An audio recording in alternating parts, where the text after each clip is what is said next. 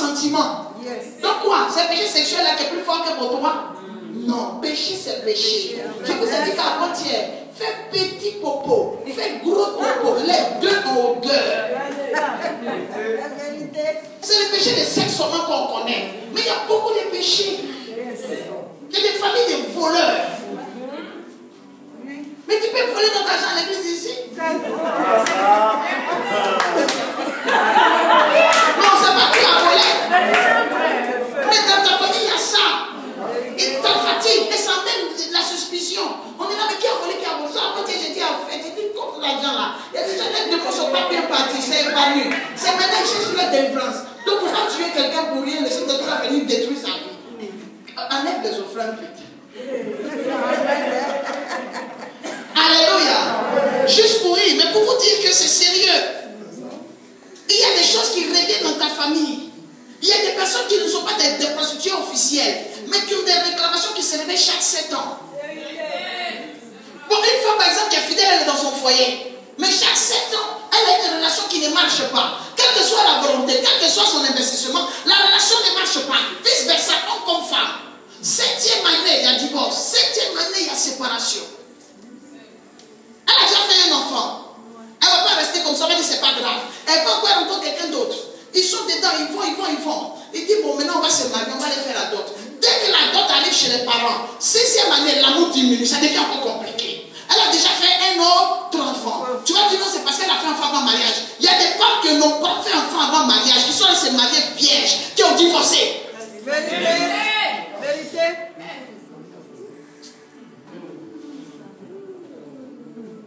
Mais si tu as des générations de rades, des générations de... Comment il s'appelle là? Oh, le fils spirituel d'Élisée là. Tu as des relations de Géasi. Regardez Géasi. Sa famille n'était pas encore née, mais on a maudit sa vie qu'elle allait prendre l'argent de Naaman. Le prophète d'Élisée lui a dit, la lèpre s'attachera à toi et ta descendance. Donc la famille n'est pas encore née, mais il y a déjà une promesse de lèpre. Il y a des gens qui sont leucémiques, qui ont la leucémie où? Des gens qui naissent avec des cancers, des diabètes. Les gens laissent des héritages, des maisons, d'immeubles, des buildings à leurs enfants. Donc, tu as laissé quel héritage? Hypotension, hypertension, migraine chronique, grand frère des maux de tête, kyste, fibrome. Mais il y a des fondements. C'est pas seulement le péché de sexe. Il faut réfléchir, il faut aller en profondeur. Amen. Tu n'arrives pas à faire quelque chose qui va loin.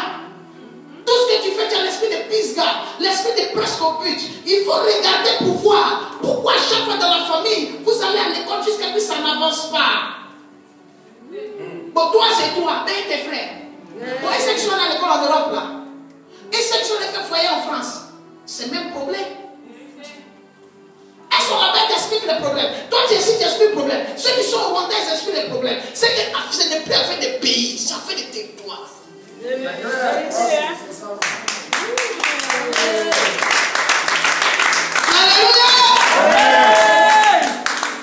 À ce moment-là, je suis cette histoire. Hein? Donc, David était descendant de Rahab et de Ruth la Moabite, peuple incestueux.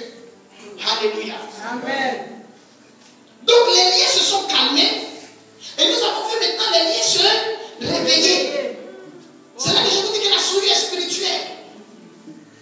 La souillure laisse des traces spirituelles. Mon frère, ma soeur, la souillure laisse des traces spirituelles. À chaque fois que tu perds, tu perds quelque chose.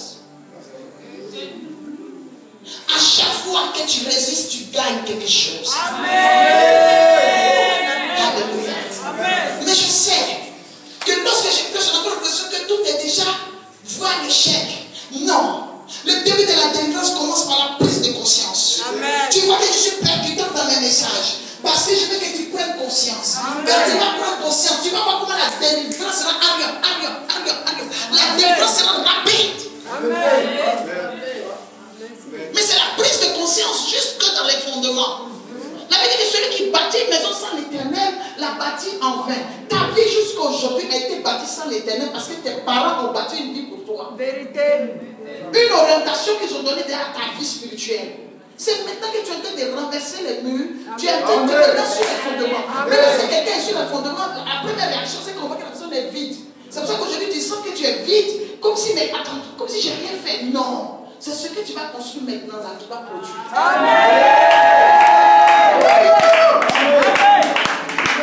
Nous avons un Dieu qui fait grâce. Il fait grâce. Il fait grâce. Lorsque un homme comme Moïse s'est retrouvé chez Jétro, il s'est dit, mais attends, j'ai déjà 40 ans, chez Jétro, je vais faire encore 40 ans. Mais à quel moment il est bâti? À quel moment il est devenu célèbre? À quel moment mon chien m'a payé? À quel moment il va être dans l'accomplissement de ma destinée? Parce que moi, il va délivrer. Mais il est délivré pour combien d'années? J'ai dit à quelqu'un, quel que soit ton âge, Jésus avait 33 ans à vivre sur la terre. Il y a 30 ans qu'il a passé dans l'anonymat. Mais les 3 ans que Dieu lui a permis d'avoir, lorsque Dieu a dit, paix, celui-ci est mon fils bien-aimé, qui est toute mon affection, écoutez, le savait dire, pour des sifflets avec parti, go away. Mais il a commencé à faire des choses comme s'il attendait. C'est parce qu'un vrai chrétien, tu es toujours prêt.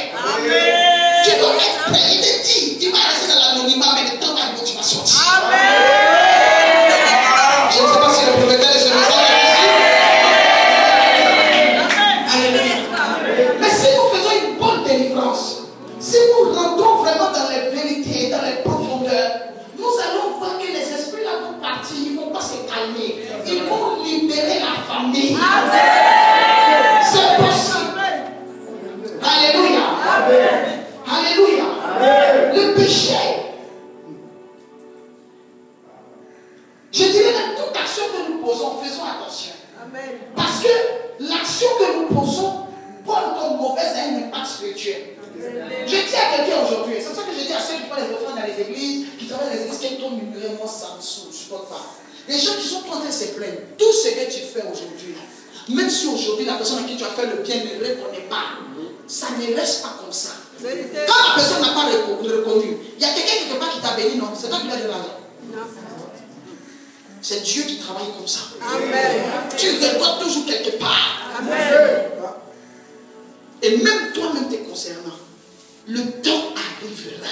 Amen. Où ce que tu sèmes aujourd'hui, bon comme mauvais, ça va revenir dans ta vie. Amen. C'est pour cela que je dis de poser de bonnes actions. Alléluia. Amen. Tous les pasteurs qui étaient rebelles à leur père spirituel, dans leur ministère, ils vivent l'effet boomerang. Tous. Toutes les personnes qui ont insulté les chrétiens, insulté les pasteurs, quand ils se convertissent, ils chargent tellement, ou bien elles chargent ces personnes, elles chargent tellement à faire de Dieu que tout ce qu'elles ont fait subir aux gens, elles subissent ça. Vérité. Alléluia. Amen. Alléluia. Amen. Alléluia. Amen. Tous les parents qui ont menti à leurs parents, les femmes qui ont sauté la clôture, aujourd'hui, leurs filles corrompent les gardiens, parce que maintenant on met gardien. Elles corrompent les gardiens pour sauter. Donc quand ta fille même commence à grandir comme ça, tu lui dis quoi? Dis-toi, tu ne sais pas que c'est que toi tu fais là. Nous on a fait ça il y a longtemps. Ça veut dire que c'est un lien. Quand tu dis à ta fille, mais toi tu penses que quoi? C'est que vous êtes en train de faire. Mais ça là, nous on a fait. Et tu sais, un jour, quelqu'un m'a dit, l'enfant lui a dit, l'enfant le voit à son papa, en parenthèse, tous les parents sont premiers des classes, ils ne regardent pas. Quel parents les enfants n'ont jamais redoublé, n'ont jamais redoublé. Non, moi que je suis à l'école, parcours sans faute. On a des amis ici, ils sont là. Et quand je dis à un jour à mon fils, je dis, tu sais, écoute-moi très bien. Il dit, mais moi, toi, tu dis que tu avais fait telle chose, quand tu étais petit, non. C'est mon temps de faire. J'ai dit, mais il y a une partie de ma vie qui n'était pas revenue. Quand mon père m'a frappé, qu'elle a cassé mon pied là. J'ai dit, cette partie-là, ici, je l'ai dit. Ah, donc, que tu peux mettre au fin de l'histoire. Viens de t'expliquer. Quand j'ai fait, il a cassé mon pied. Donc, toi, tu veux lequel? Parce qu'il y a deux. En onction, en grandissant, ça se multiplie, ça se bonifie. La double portion. Je te casse combien de pieds, combien de bras? Parce que je ne t'ai pas dit que mon père m'a tellement frappé. Alléluia. Donc les enfants doivent comprendre que de la même on nous a frappé quand on faisait 4 ans, sauter dans le côté aussi, tu seras frappé. Après qu'on reconnaît que c'est un lien. C'est le lien là qui fait qu'on te frappe spirituellement spirituellement pour que la délivrance soit accélérée. que Dieu nous fasse plus. Amen. Ça va? Amen. Vous voyez que David, d'adultère, il devient meurtrier. Je vous ai dit que les liens font quoi? Ils se multiplient, ils se développent, ils se propagent. Ou ils se développent, ils se multiplient et ils se propagent. Donc vous avez vu comment est-ce qu'un lien est devenu maintenant deux. David sort maintenant de la dimension de meurtre, d'adultère. Maintenant il devient meurtrier. Alléluia. Et c'est comme ça que le cancer dans la vie de quelqu'un vient pour tuer toutes les bonnes cellules. Donc quand le péché ou le lien rentre dans ta vie, tout ce qui était quand même bon là, le péché vient pour détruire ça. Un homme qui n'avait pas l'esprit de meurtre, il est devenu meurtrier. Alléluia. Quelqu'un a dit une fois quel péché engendre un autre. Parce que quand tu pêches, la première chose que tu cherches à faire, c'est cacher ton péché. Oh, tu caches ton péché par le mensonge. Tu as fait? Non. Tu as fait? Je n'ai pas fait. Donc tu là, tu viens de voler. De voleur, tu deviens menteur.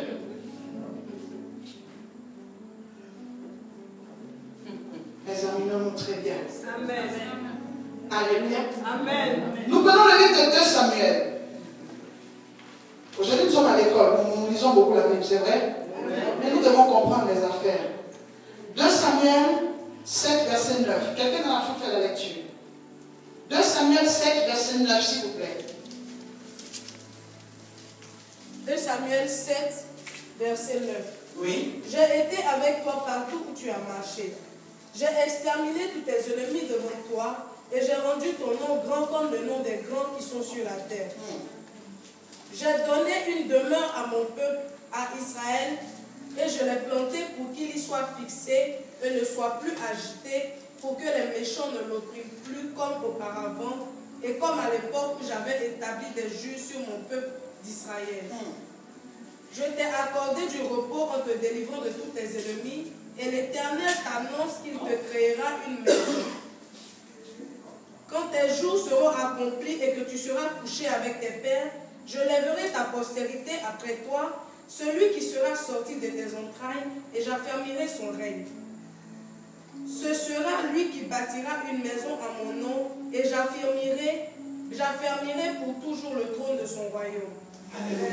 Au verset 9, il dit, pourquoi donc as-tu méprisé la parole de l'Éternel en faisant ce qui est mal à ses yeux? Tu as frappé de l'épée Uri, le Héthien, tu as pris sa femme pour en faire ta femme, et lui, tu l'as tué par l'épée des fils d'Amnon. Maintenant, l'épée ne s'éloignera jamais de ta maison, parce que tu m'as méprisé, et parce que tu as pris la femme d'Uri, le Héthien, pour en faire ta femme. Ainsi, par l'Éternel, voici, je vais faire sortir de ta maison le malheur contre toi, et je vais prendre sous tes propres yeux tes propres femmes pour les donner à un autre qui couchera avec elles à la vue de ce soleil. Vous avez vu un enfant ou quelqu'un qui a commencé par prophétie bénéfique. On l'a établi quoi? Vous avez vu ce que le lien est en train de provoquer dans sa vie. Il dit tu m'as méprisé. Dieu dit tu m'as méprisé. Ça veut dire que pendant que nous sommes en train de faire, pendant que Dieu dit non, il considère cela comme un mépris vis-à-vis de lui. Lorsqu'on méprise une personne, c'est-à-dire que c'est un manque de considération à un tel point. C'est même une considération de la personne comme n'étant rien. Il dit, comme tu m'as méprisé, je ferai sortir le malheur de ta maison. Ça veut dire qu'il y a le malheur qui est dans notre maison, mais que Dieu bloque. Ça veut dire que il y a des choses que nous ne vivons pas parce que ça n'existe pas, mais parce que Dieu met sa main sur ça. Il met son pied. Quand il dit je vais sortir le malheur de ta maison, c'est-à-dire que je vais faire maintenant que tu deviennes comme tout le monde. Parce que Dieu nous donne une place de choix quand il nous choisit. Il y a des choses dont nous bénéficions aujourd'hui que nous appelons généralement la grâce. Que Dieu nous a fait grâce quand nous observons ce qui arrive aux autres membres de la famille. Mais nous voyons maintenant que c'est Dieu qui fait en sorte que ce qui arrive dans la famille ne nous touche pas. Pas parce que ça n'existe plus, mais parce que tout concernant, Dieu a mis un veto. Il dit maintenant je vais retirer. Mais c'est de ta propre maison que je vais faire sortir cela. Alléluia. Il dit maintenant, regarde ce qui va arriver. Je vais frapper ta maison. Pour vous dire que la prophétie, ce n'est pas un acquis. Premièrement, parce que plusieurs d'entre vous, quand vous recevez la prophétie, vous allez vous coucher chez vous parce que Dieu va faire. Dieu a déjà parlé, c'est fini. Tu mens, tu ne connais rien d'affaires de Dieu. Ce n'est pas comme ça. La Bible dit quoi? Dieu, avant de dire que tout est bon, avant de valider, appuyer sur yes, il a eu sa part. Amen. Il peut voir si tout est bon, si lui n'a pas séparé la lumière des ténèbres. S'il n'a pas donné des limites à la mer. Donc il y a des choses que nous serons obligés de faire si nous voulons voir la gloire de Dieu. Amen. Je vais conclure ce soir, parce que nous serons encore là demain pour continuer, mais je vais conclure ce soir en parlant, précisant que la prophétie n'est pas une fin en soi. Amen. Le jour où la prophétie sort, le diable aussi sort. Le jour où la prophétie sort, Jésus était né depuis le temps d'Hérode. Ils ont cherché à le tuer, ils ne l'ont pas trouvé. À 12 ans, il est sorti un peu pour une petite manifestation. La Bible dit que les Sadducéens, les pharisiens, les scribes, les maîtres de la loi, lorsqu'ils ont écouté l'enfant, l'enfant les a émerveillés. Dieu l'a retiré de la place publique de 12 ans à 30 ans, pendant 18 ans. On n'a pas parlé de Jésus. Donc on ne savait plus le Messie. Qui était le Messie? Personne ne savait qui c'était. Il a fallu qu'à son baptême, la prophétie sorte, que celui-ci est mon fils bien-aimé en qui j'ai mis toute mon affection, écoutez-le. À partir de là, Satan a commencé à le suivre. Jusque dans le désert. Après le désert, la Bible dit que Satan, ayant cherché à lui faire du mal, n'ayant pas pu, attendit le moment favorable. Et le moment favorable, vous pensez que c'est Golgotha. Le moment favorable, ce n'est pas Golgotha. Le moment favorable, c'est le temps où il était en train de choisir ses disciples. C'était le temps de l'infiltration.